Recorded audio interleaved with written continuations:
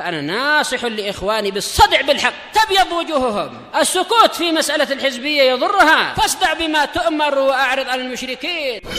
سلامي على دماج ورجالها والشيخ يحيى ودار العلم يا سعد بانيها.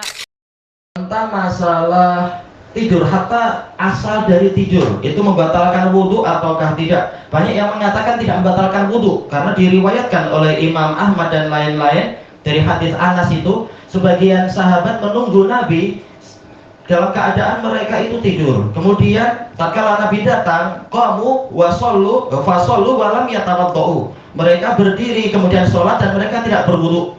Dalam riwayat yang lain mereka duduk dengan mantap. Dalam riwayat yang lain bahkan ada yang sampai nafakhu, yaitu ngorok, mendengkur, mendengkur.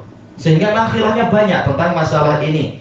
Tetapi kalau kita lihat misalkan dalam hadis yang diriwayatkan oleh At-Tirmidzi di dalam Sahihul Musnad itu hadis siapa itu? Sofwan bin Asal Al-Muradi, yang mana amarona Rasulullah SAW Allah nanzi akhifafana fi safar salasata ayamin walayaliyahun. Nabi memerintahkan kami untuk tidak melepaskan khuf kami selama 3 hari dan 3 malam. Tayyib min baulin wa ghaitin wa naumin, disebabkan karena kencing atau berak atau tidur. Kata para ulama, tatkala Nabi menggabungkan tidur kepada 2 pembatal yang pertama, menunjukkan bahwasanya tidur ini juga membatalkan wudhu.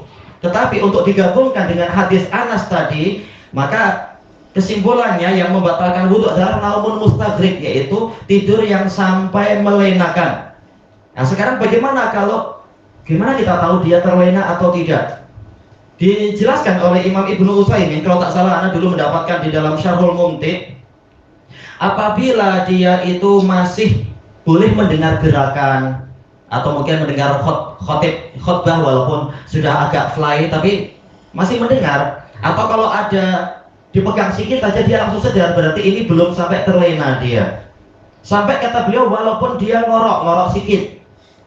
Karena istilahnya mendengkur ini tidak selalu terkait dengan hilangnya akal kan, mungkin posisi lehernya agak terkepit sikit atau apa.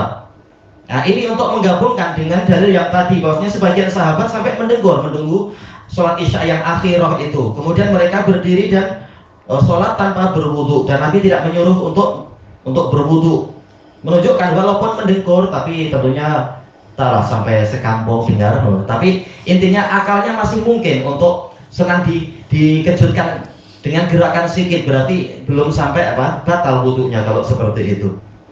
Yang terpandang adalah kenyataannya akalnya masih ada atau tidak, walaupun dia sudah mendengkur sedikit atau mungkin sudah mulai masuk mimpi tapi baru awal-awal, kata beliau ini belum membatalkan wudu. Kalau baru awal-awal masih antara sedar tidak sedar mulai ada gambaran mimpi, itu belum sampai menenggelamkan akal.